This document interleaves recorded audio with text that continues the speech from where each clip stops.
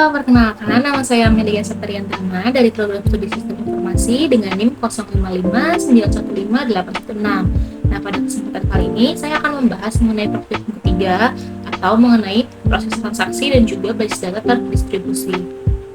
Baik, pertama-tama kita bisa mulai dengan mengaktifkan exam, kemudian mengakses lokal SPP MyAdmin.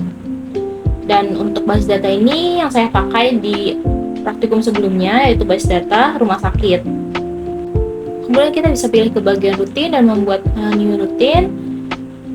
Yang pertama yang akan kita buat adalah perintah commit. Kemudian kita paste parameternya, di mana perintah commit sendiri adalah sebuah perintah yang menandakan bahwa transaksi telah selesai dilaksanakan dan terjadi perubahan data. Kemudian kita execute. Apakah prosedur ini berhasil? Sudah tampil pada bagian nomor 5 yaitu title.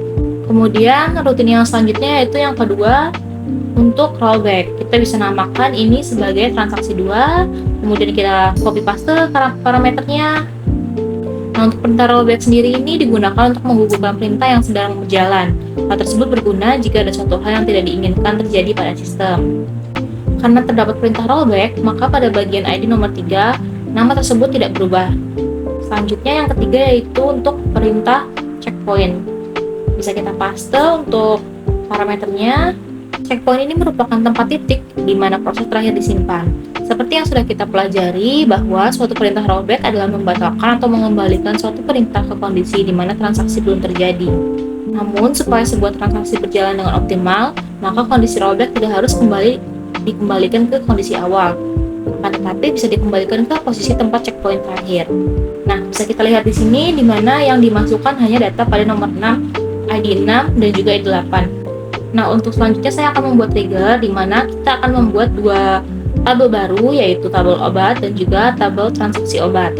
Kita bisa mengikuti sesuai langkah-langkah yang ada di panduan pada buku.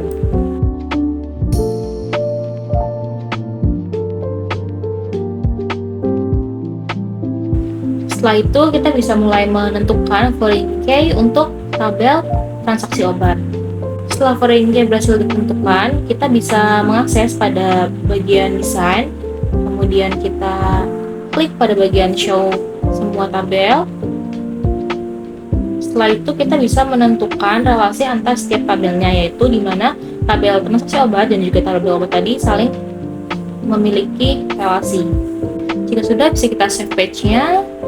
Kemudian bisa kita masukkan data pada tabel obat seperti yang ada di buku, di panduan buku. Kita lihat apakah data berhasil di-insert. Di sini kita bisa lihat semua datanya sudah dimasukkan, mulai dari kode obat, nama obat, harga, dan juga stok. Setelah itu kita menuju ke tabel transaksi obat dan membuat trigger baru yaitu trigger stok.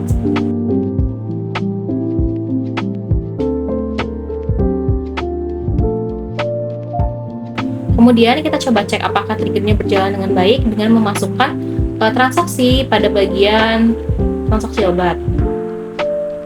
Di sini kita buat bunga dan juga susilo untuk membeli obat. Di sini bisa kita lihat setelah transaksi obat dilakukan, stok pada bagian tabel obat berkurang dan hal ini menunjukkan bahwa trigger berjalan dengan baik. Baik, begitulah tadi langkah-langkah dari praktikum yang telah saya buat untuk mata kuliah basis data ini. Dan terima kasih atas perhatiannya.